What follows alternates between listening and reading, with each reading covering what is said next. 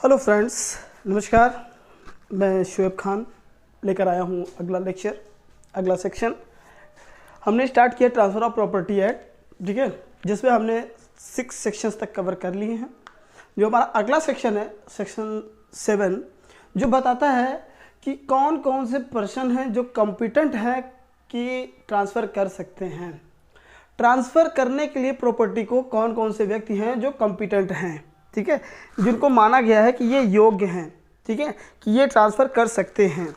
तो चलिए आइए देख लेते हैं एक नज़र से। Section 7 provides for competency of transfer for a valid transfer, ठीक है। कह रहा है कि सेक्शन 7 है वो बात करता है कॉम्पिटेंसी के लिए, कॉम्पिटेंसी की, कि कौन से व्यक्ति जो हैं कॉम्पिटेंट हैं वैलिड ट्रांसफ़र करने के लिए, ठीक है। It provides that every person, ठीक है, competent to contract, मतलब हर वो व्यक्ति जो competent है कॉन्ट्रैक्ट करने के लिए। इंडियन कॉन्ट्रैक्ट एक्ट 1872 के सेक्शन 11 में जो बात कही गई है कॉम्पिटेंसी की, उसको फॉलो करते हुए जो लोग वहाँ कॉम्पिटेंट हैं एक कॉन्ट्रैक्ट करने के लिए, वो सभी व्यक्ति कॉम्पिटेंट हैं ट्रांसफ़र करने के लिए। फिर इंटाइटल्ड टू ट्रांसफरेबल प्रॉपर्टी, ठीक है, हर उस प्रॉपर्टी को ट्रांसफ़र कर सकते हैं जो प्रॉपर्टी ट्रांसफ़र करने के लिए बताई गई है कि आप इसको ट्रांसफ़र कर सकते हैं। सेक्शन 6 की बात अगर हम करें ट्रांसफ़र ऑफ प्रॉपर्टी एक्ट के, तो सेक्शन 6 हमारा बताता है कुछ एक्सेप्शन कि आप किन चीज़ों का ट्रांसफ़र नहीं कर सकते हैं। सेक्शन 6 को छोड़ करके बाकी जो भी प्रॉपर्टी हैं ट्रांसफ़र करने के लायक हैं उनको आप ट्रांसफ़र कर सकते हैं। फिर कहता है authorise to dispose of transferable property not his own is competent to transfer such property. देखिए, कह रहा है कि जो अथॉराइज्ड है, जिसके पास अथॉरिटी है उस प्रॉपर्टी को ट्रांसफ़र करने की, ठीक है। डिस्पोज का मतलब होता है किसी चीज़ को ख़त्म करना, लेकिन यहाँ पे ख़त्म करना नहीं हम देखेंगे, यहाँ पे डिस्पोज का सीधा मतलब है ट्रांसफ़र से। क्योंकि किसी भी प्रॉपर्टी को जब आप ट्रांसफ़र कर देते हो, अपनी ओनरशिप से किसी और को ओनरशिप दे देते हो, तो वो ऑटोमेटिकली आपके पास से डिस्पोज मानी जाती है कि वो प्रॉपर्टी अब आपकी नहीं रही, आपके पास उसका कोई अधिकार नहीं रहा, कोई ओनरशिप नहीं रही, कोई पोजीशन नहीं माना जाएगा, ठीक है ना। तो क्या कह रहे हैं, either wholly or in part, या तो आप उसको पूरी तरह से दे सकते हो या फिर कुछ पार्ट्स में ट्रांसफ़र कर सकते हो, ईदर एब्सोल्यूटली और कंडीशनली, या फिर आप उसको एब्सोल्यूट ट्रांसफ़र करो। एब्सोल्यूट का मतलब कि जैसे कि मैंने एक ये प्लॉट है, ठीक है, एक प्लॉट है, मैं इसको ट्रांसफ़र कर रहा हूँ मिस्टर मिर्ज़ा को, मिस्टर मिर्ज़ा को मैं ये प्लॉट ट्रांसफ़र कर रहा हूँ। तो अब मैं मिर्ज़ा को ट्रांसफ़र कर रहा हूँ, इसमें दो बातें हो सकती हैं, या तो ये प्लॉट मैं परमानेंटली पूरी तरह से एब्सोल्यूटली मैं मिर्ज़ा को दे रहा हूँ जिसमें मेरा कोई हस्तक्षेप नहीं है, या फिर मैं इस प्लॉट को, इस प्रॉपर्टी को मिर्ज़ा को ट्रांसफ़र कर रहा हूँ इस कंडीशन के साथ कि देखो मिर्ज़ा, तुम इस प्रॉपर्टी को, इस लैंड को, इस प्लॉट को जैसे चाहो वैसे यूज़ करो, लेकिन 10 सालों तक, 10 ईयर्स तक तुम इसको सेल नहीं कर सकते, ना ही मॉर्गेज कर सकते हो, ना तो तुम इसको गिरवी रख सकते हो, ना ही सेल कर सकते हो। ये मैंने कंडीशन लगा दी। या फिर मैंने मिर्ज़ा से कहा, मिर्ज़ा ये प्रॉपर्टी लो, इसको यूज़ करो, लेकिन शर्त यह है कि इस प्रॉपर्टी को तुम्हारे अलावा किसी और को नहीं जानी चाहिए। यानी जब तक तुम हो, जब तक तुम्हारी लाइफ है, तब तक तुम यूज़ करो, उसके बाद प्रॉपर्टी तुम्हारी लाइफ के बाद मुझे वापस मिल जाएगी, या फिर जो मेरे लीगल आयर हैं, जो मेरे कानूनी वारिस हैं, उनको चली जाएगी। लेकिन जब तक तुम्हारी लाइफ है तब तक तुम इसको यूज़ करो। मैं कंडीशन, कुछ भी कंडीशन इम्पोज कर रहा हूँ तो वो हो जाएगा कंडीशनली। या फिर एब्सोल्युटली का मतलब मैंने ये प्रॉपर्टी मिर्जा को दे दिया, बोला Mirza take this property and use as it your wish, जैसे तुम्हारी इच्छा हो वैसे यूज करो। मन करे यूज करो, मन करे तुम किसी और को ट्रांसफर कर दो, तुम किसी और को बेच दो, मॉर्गेज कर दो, लीज पे दे दो, जो भी तुम्हारा मन करे तुम वो करो। मतलब पूरी तरह से पूरा ओनरशिप तुमको दे दिया, अब तुम जैसे चाहो वैसे यूज करो। फिर अगली बात कहता है in the circumstances to the extent and in the manner allowed and prescribed by any law for the time being in force.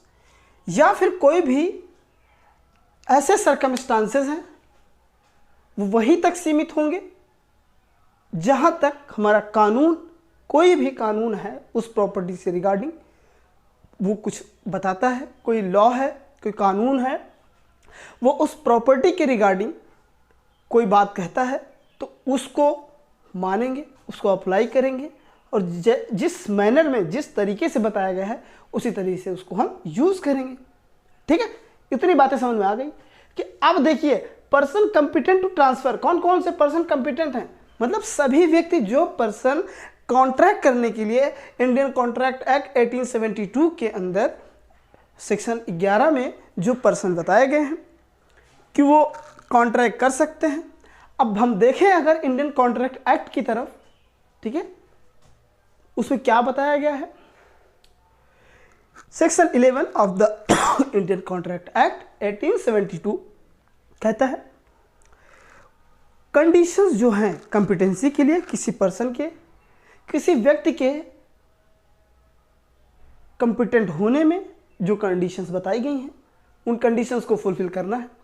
जैसे क्या क्या कंडीशंस हैं। पहली कंडीशंस है वो अपनी एज ऑफ मेजॉरिटी को पहुंच गया हो, यानी कि वो 18 साल प्लस हो गया हो, 18 साल को पहुंच गया हो, 18 से कम नहीं होना चाहिए, 18 हो या 18 से अबव हो, पहली चीज़। दूसरी चीज़ है वो साउंड माइंड का होना चाहिए। ठीक है, साउंड माइंड होना चाहिए। अब साउंड माइंड से क्या मुराद है, क्या मतलब है। साउंड माइंड का मतलब हर वो व्यक्ति, हर ऐसा व्यक्ति जो चीज़ों को समझने के लायक है। जैसे एक प्रूडेंट मैन होता है, प्रूडेंट मैन एक आम आदमी, उसकी समझ जितनी है उतना समझदार वो होना चाहिए।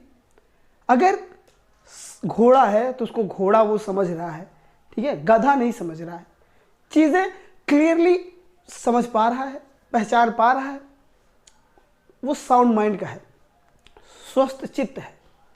ठीक है, फिर अगला कहता है किसी एक्ट के द्वारा, ना ही ट्रांसफर ऑफ प्रॉपर्टी एक्ट या फिर इंडियन कॉन्ट्रैक्ट एक्ट या किसी और एक्ट, किसी और कानून के द्वारा उसको डिस्क्वालीफाई ना बताया गया हो कि भाई आप नहीं कर सकते हो कॉन्ट्रैक्ट, अब डिस्क्वालीफाई हो, आप इस लायक नहीं हो कि आप कॉन्ट्रैक्ट कर सको किसी से।